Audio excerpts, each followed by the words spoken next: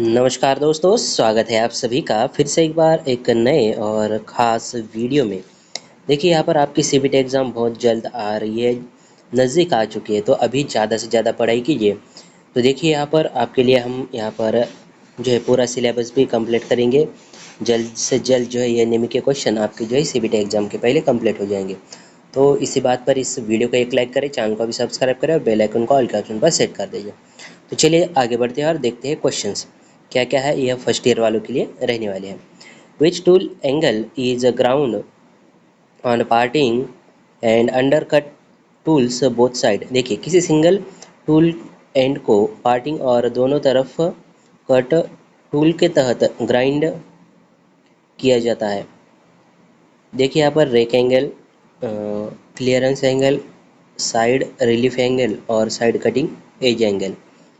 तो इसका correct answer क्या हो जाएगा? Option number C, side relief angle. तो यहाँ पर क्या बोल रहा है, किसी टूल एंगल को पार्टिंग पर दोनों तरफ टूल कट टूल के तहत क्या किया जाता है? ग्राइंड किया जाता है। तो वह कौन सा एंगल होता है? तो साइड रिलीफ कोण उसे कहते हैं। What is the part of the lathe provides sideway up on which operating unit can be moved? खराद का कौन सा हिस्सा बगल में प्रदान करता है जिस पर परिचालन इकाई को स्थानांतरित किया जा सकता है? Carriage, lathe bed, tail stock, cross slide. तो यहाँ पर क्या बोल रहा है क्वेश्चन, एक बार फिर से सुनिए। विच पार्ट इज, यानी खराद का कौन सा हिस्सा बगल में प्रदान करता है जिस पर परिचालन इकाई स्थानांतर किया जा सकता है? तो वह कौन सा हिस्सा है? तो वह है lathe bed. Option number B correct answer हो जाएगा। Which part of the lathe provided means of supporting the tool rest with holders? The cutting tool. खराद का कौन सा हिस्सा टूल रेस्ट को सहारा देने का साधन जो कर्तन औजार को पकड़ता है? तो टॉप स्लाइड है, टेल स्टॉक है, क्रॉस स्लाइड है या कंपाउंड रेस्ट है?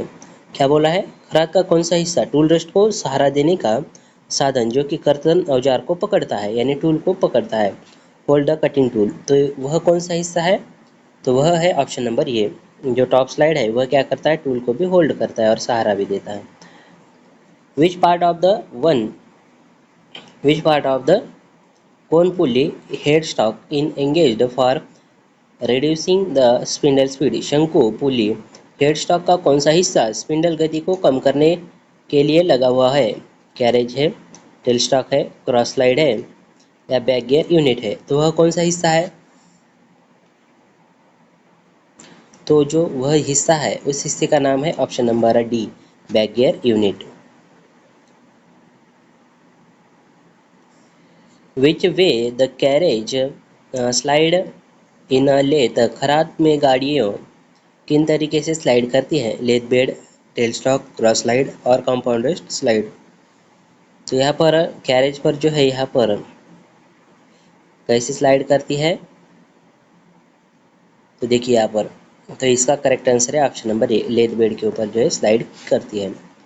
Which part of the lathe contain contain the mechanism for moving and controlling the carriage? खराद के किस भाग में कैरेज को घुमाने और नियंत्रित करने का तंत्र होता है? यानी जो भी आपका टूल का मूवमेंट होता है, जो भी आपका टूल इधर उधर घूमता है, ये आपका जो सैडल है वह घूमता है, जो आपका एप्रॉन है वह घूमता है, और कैरेज यानी कैरेज में यह छोटे छोटे पार्ट है। तो यहाँ पर जो कैरेज को घुमाने के लिए जो तंत्र काम करता है वह जो है कहाँ पर होता है, किस भाग में होता है? तो वह होता है एप्रॉन में, द एप्रॉन। एप्रॉन भी से आप कह सकते हैं। चलिए नेक्स्ट क्वेश्चन देखते हैं। Which mechanism the movement of carriage of screw cutting is accurated? देखिए यहाँ पर पेंच काटने के लिए कैरेज की आवाजाही किस तंत्र द्वारा की जाती है? Half nut mechanism, back gear mechanism, tumbler gear mechanism या स्पिंडल गियर मैकेनिज्म? तो यहाँ पर क्या बोला गया है, इस क्वेश्चन को ध्यान से समझिए। पेंच काटने के लिए कैरेज की आवाजाही किस तंत्र द्वारा की जाती है? तो आपको भी मालूम है इसका करेक्ट आंसर क्या है? तो बैक गियर मैकेनिज्म की मदद से जो है यहाँ पर की जाती है। ऑप्शन नंबर तो इसका जो करेक्ट आंसर है वह क्या है? Option number A, half nut mechanism. यह जो है थ्रेडिंग के टाइम पे यूज होता है। तो इसी बात पर जो है एक वीडियो को लाइक करें और चैनल को भी सब्सक्राइब करें। चलिए, which tool angle is ground to prevent the tool rubbing from the work in a lathe. खराद में काम से निकलने वाले उपकरण को रोकने के लिए कौन सा उपकरण होता है? क्या बोला है, क्वेश्चन को ध्यान से समझिए। खराद में काम से निकलने वाले उपकरण को रोकने के लिए कौन सा उपकरण होता है? Rake angle, clearance angle, cutting edge angle, side cutting edge angle. तो इसका करेक्ट आंसर क्या है? तो इसका जो करेक्ट आंसर है वह है option number B, clearance angle.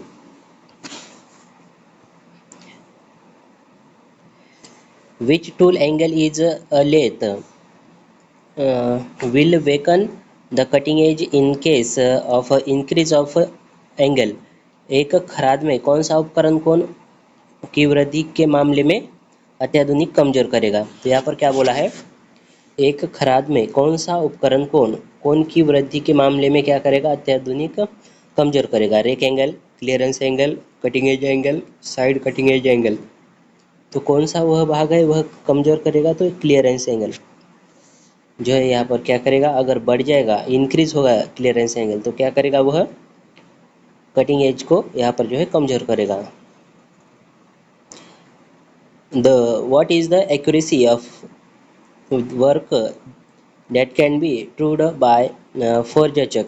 यह कार्य सटीकता जिसे फोर्ज या चार्ज अपडेट चेक कर सकते हैं, यानी यहाँ पर इसमें जो है उसकी एक्यूरेसी कितना है यह आपको यहाँ पर पूछा गया है। जो फोर्ज चेक होती है, ये फोर्ज चेक वाली जो यहाँ पर लेथ मशीन होती है उसमें यहाँ पर यह क्वेश्चन पूछा गया है। तो इसका जो करेक्ट आंसर है वह क्या है? ऑप्शन नंबर ये, 0.02 mm। इसका लिस्ट काउंट किसका किसका है? वर्नियर कैलिपर का, हाइट गेज का, और किसका है? वर्नियर कैलिपर का है, हाइट गेज का है, डेप्थ गेज का है। ध्यान में रखिए क्योंकि इम्पॉर्टेंट है और एग्जाम में भी आपको पूछा जा सकता है। स्टील रूल का कितना है? 0.5 mm। आपका जो माइक्रोमीटर है उसका लिस्ट काउंट कितना है? 0.01 mm। जो वर्नियर माइक्रोमीटर या डिजिटल माइक्रोमीटर है उसका लिस्ट काउंट कितना है? 0.001 mm, यानी 1 माइक्रोन। और दूसरा क्या है आपका? डायल टेस्ट इंडिकेटर का जो लिस्ट काउंट है वह कितना है? 0.01 mm। तो यह जो है लिस्ट काउंट ध्यान में रखिए। अगर वीडियो पसंद आए तो इस वीडियो को लाइक करें, चैनल को सब्सक्राइब करें, और अगर बेल आइकन को ऑल के ऑप्शन पर सेट नहीं किया तो ज़रूर करें, और यह वीडियो अपने दोस्तों के साथ ज़रूर शेयर कीजिए। तो चलिए मिलते हैं नेक्स्ट वीडियो में, तब तक के लिए जय हिंद, जय भारत।